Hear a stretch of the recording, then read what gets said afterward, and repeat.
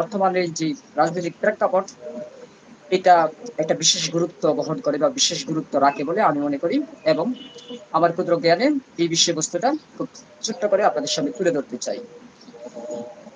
আমরা প্রায় সময় দেখি যারা একটু বয়স্ক, যারা একটু সিনিয়র রাজনীতিবিদ বা নেতা, লিডার যাই বলি না কেন, তারা এমন কিছু কথা বলে ফেলেন যেসব কথা বলার কারণে হচ্ছে যে মানুষ বেশি উত্তেজিত হয়ে পড়ে, সেই দলের প্রতি মানুষের মনে ঘৃণা জন্মায়, সেই দলের প্রতি মানুষের একটা হচ্ছে যে রাগের সৃষ্টি হয়, ক্ষোভের সৃষ্টি হয়।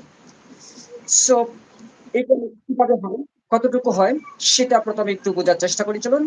তারপরে হচ্ছে যে কেন হয় সেটা বোঝার চেষ্টা করব। তো এটা যদি আমি গত ১৫-১৬ বছর যেহেতু আওয়ামী লীগ সরকার ক্ষমতায় ছিল, আমি যদি সেই সরকারের একটি কথা বলি তাহলে কিছুটা এরকম হবে। আমরা দেখেছি আওয়ামী লীগ সরকারের যেই মন্ত্রিসভা ছিল সেখানে অনেকেই বয়োবৃদ্ধ ছিল, অনেকের বয়স অনেক বেশি ছিল। তারা মিডিয়ার সামনে এসে নানান ধরনের উল্টাপাল্টা কথা বলে জনগণকে কষ্ট দিত, জনগণকে উপহাস করত এবং জনগণের মনে রাগের ঘৃণার সৃষ্টি করত। আমি যদি সেই সুবাদে বলি যে হচ্ছে যে এই যে জনগণ যখন চরম দুঃখে ছিলেন, জনগণ যখন দ্রব্যমূল্যের ঊর্ধ্বগতিতে তাদের দম যায় যায় অবস্থা, না বিশ্বাস ওঠার মতো অবস্থা, যখন মিডিয়াগুলি বলতো যে এখন হয়ে গিয়েছে দ্রব্যমূল্যের ঊর্ধ্বগতি, অনেক প্রতিবেদন যখন প্রকাশ হতেছিল, তখন একসময় আওয়ামী লীগের সেই সময়কার মন্ত্রী এসে বলল কি যে বাংলাদেশের মানুষ নাকি বেহেশতে আছে। তো এই কথাটি শোনার পর আমি আপনি আমরা যারা সাধারণ মানুষ রয়েছি আমাদের মনে কিন্তু অনেক বেশি আঘাত লেগেছে, অনেক বেশি কষ্ট পেয়েছিলাম এবং অনেক বেশি ঘৃণার সৃষ্টি হয়েছিল। যদিও সেই সময়কার যে পরিস্থিতি ছিল সেই পরিস্থিতিতে আমরা হয়তোবা এটার প্রতিবাদ করতে পারিনি, প্রতিরোধ করতে পারিনি, কিন্তু মানুষের মনে এক ধরনের দাবানল, এক ধরনের আগুন, এক ধরনের বিস্ফোরণ সৃষ্টি হয়েছিল। ঠিক তেমন করেন ওবায়দুল কাদের সাহেব যখন মিডিয়ার সামনে আসতো আর মানুষের দুঃখ কষ্ট নিয়ে ব্যঙ্গ করতো, ঠাট্টা করতো, উপহাস করতো, মজা করতো, তখনও কিন্তু মানুষের রাগের মাত্রা বেড়েই চলতো। শেখ হাসিনার কথাই ধরুন, তিনি যখন পেঁয়াজের দাম অনেক বেড়ে গিয়েছে, যখন একজন দিনমজুর, একজন রিক্সাওয়ালা, একজন চা বিক্রেতা যখন পেঁয়াজ কিনতে পারতেছিল না, তখন তিনি মিডিয়ার সামনে এসে কি বললেন যে আমরা তো পেঁয়াজ ছাড়া খাই মাঝে মধ্যে, সো আপনারা খেতে পারবেন না। তো এই কথাগুলি কিন্তু আমাদেরকে অনেক বেশি আঘাত করত। তার পাশাপাশি এই যে যখন একটা রমজানে বেগুনের দাম অনেক বেশি বেড়ে গিয়েছিল, তখন তিনি এসে কি করলেন যে আমরা মিষ্টি কুমড়া দিয়ে হচ্ছে যে বেগুনি খাই। সো এইভাবে যে জনগণের দুঃখ কষ্টকে নিয়ে ঠাট্টা উপহাস করা, ব্যঙ্গ করা, তাদের মনে কষ্ট দেওয়া, এইটা কিন্তু বেশিরভাগ সময়ে আপনারা দেখবেন যে সিনিয়র যে সব রাজনীতিবিদ রয়েছে, যারা সিনিয়র রাজনীতি লিডার রয়েছেন, তারাই এরকমটা বেশি করে থাকে। কারণ তাদের সাথে রয়েছে একটা জেনারেশন গ্যাপ।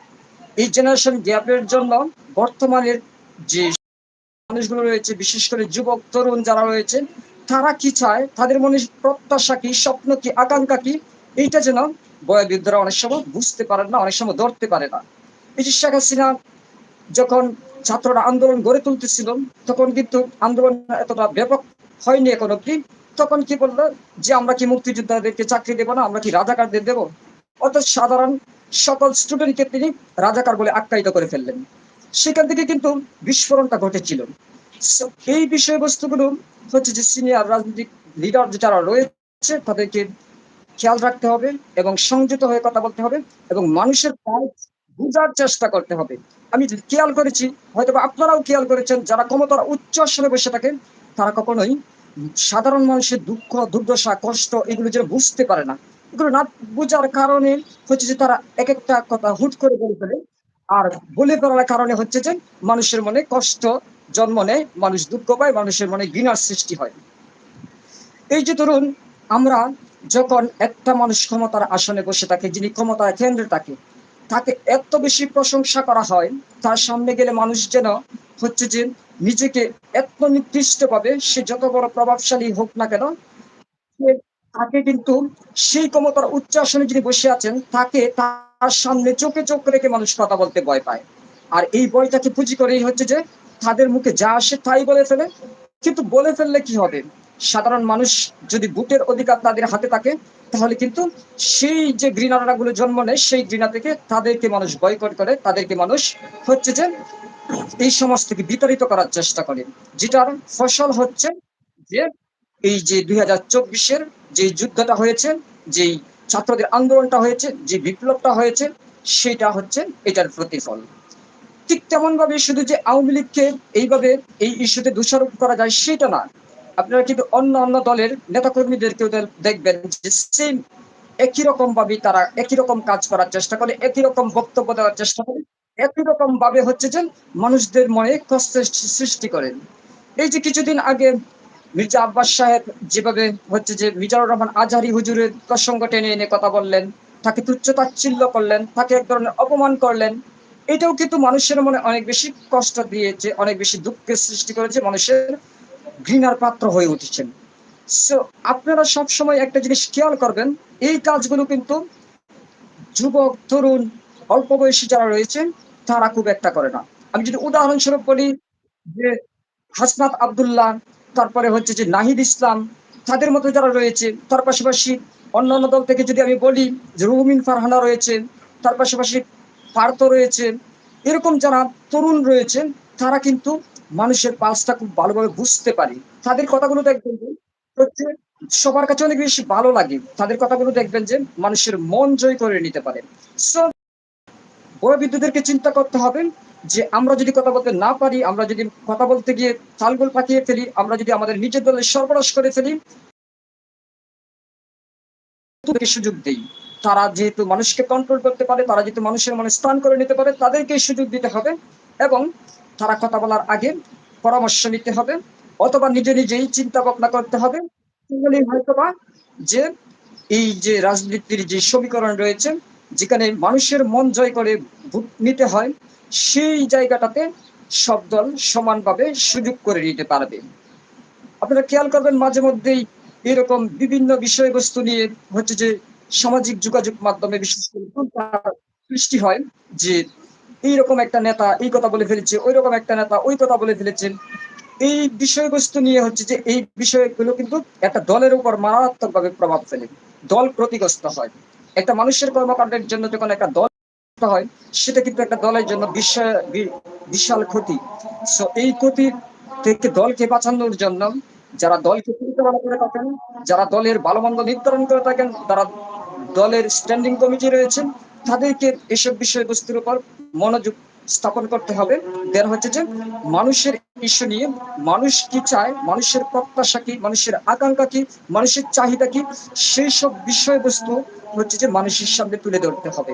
তাহলেই দেখবেন যে বাঙালির প্রত্যেকটা সাধারণ মানুষ যে কোনো দলকেই ভালোবাসবে, তাদের হয়ে কথা বলবে, তাদের হয়ে মাঠে আসবে, তাদের হয়ে রাজনীতি করবে, আর হচ্ছে যে বাংলাদেশটা সত্যিকার অর্থেই শৃঙ্খলার ভিতরে চলে আসবে। এরকম উল্টাপাল্টা কথা বলে সমাজে যখন একটা বিশৃঙ্খলা সৃষ্টি করা হয়, তখন কিন্তু সেটা কারোর জন্যই ভালো কিছু বয়ে নিয়ে আসে না। আমরা অতীতে দেখেছি অসংখ্য সময় যখন কোনো একজন রাজনৈতিক নেতা কিছু একটা কথা বলে, মানুষকে উত্তেজিত করে তুলে, রাজপথে নিয়ে আসে, তারপর কিছু প্রাণের হচ্ছে যে কিছু মানুষের প্রাণ চলে যায়, কিছু মানুষ রক্তাক্ত হয়, কিছু মানুষ পঙ্গু হয়ে যায়, কিছু মানুষ অন্ধত্ব বরণ করেন।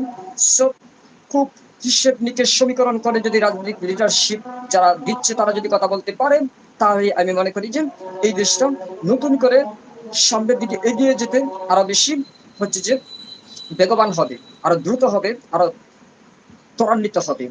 তো ফ্রেন্ডস, আমার কথাগুলি আপনাদের কেমন লাগছে সেটা কমেন্টস করে জানাবেন। আর তার পাশাপাশি আপনাদেরকে একটা রিকোয়েস্ট করবো আপনাদের ভাই বন্ধু হিসেবে, সেটা হচ্ছে যে যারা যুক্ত হয়েছেন, অনেকেই যুক্ত আছেন ইতিমধ্যে, একটু কষ্ট করে আমার চ্যানেলটাকে সাবস্ক্রাইব করে দেন। আপনাদের এক একটা সাবস্ক্রাইব আমাকে অনেক বেশি দূরে এগিয়ে নিয়ে যায়। আর যারা ভিডিওতে এখন অব্দি একটা লাইক দেননি, একটা লাইক দেন, একটা লাইক দিলে হচ্ছে যে ভিডিওটা অনেক বেশি মানুষের কাছে পৌঁছে যাবে। তো আমি এখন একটু কমেন্টস দেখার চেষ্টা করছি, পুরো কমেন্টস এইটুকু দিলাম। তারপরে হচ্ছে যে বাকি আলোচনাটা করে আপনাদের কাছ থেকে বিদায় নেব। কারণ আপনাদের কমেন্টস গুলো রিড আউট না করতে পারলে, একজন হাই লিখেছেন, আহ, আমি নামটা সঠিকভাবে রিড করতে পারতেছি না, তবে আপনাকে স্বাগতম। আহ, নুজরাত জাহান আমাকে আবার হাই লিখেছেন, আপনাকে স্বাগতম করছি আমাদের লাইভটিতে। মেজর জাহান আরেকটি চ্যাট করেছিলেন হচ্ছে যে অনেকগুলো সিম্বল দিয়েছেন। তো ধন্যবাদ আপনারা যে আমার এই কথাগুলো শুনেন আমাদেরকে উৎসাহিত করেন, আমাকে উৎসাহিত করেন।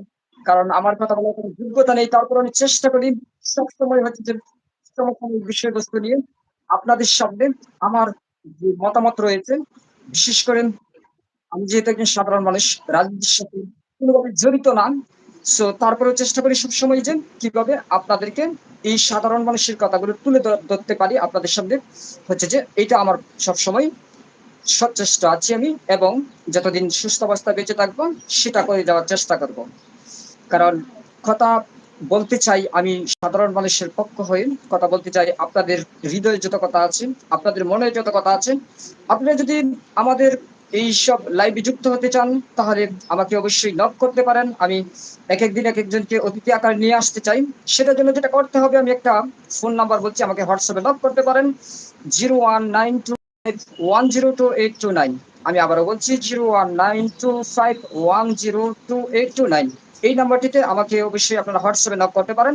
তাহলে যেটা হবে যে আপনারা যদি আমার এই প্রোগ্রামে এসে কথা বলতে চান আমি আপনাদেরকে সরাসরি যুক্ত করে নেব এবং আপনাদের মতামত মানুষের সামনে তুলে ধরবো। কারণ সামনে যেহেতু আমরা ভাবছি যে খুব দ্রুতই নির্বাচন আসবে আর নির্বাচন আসলে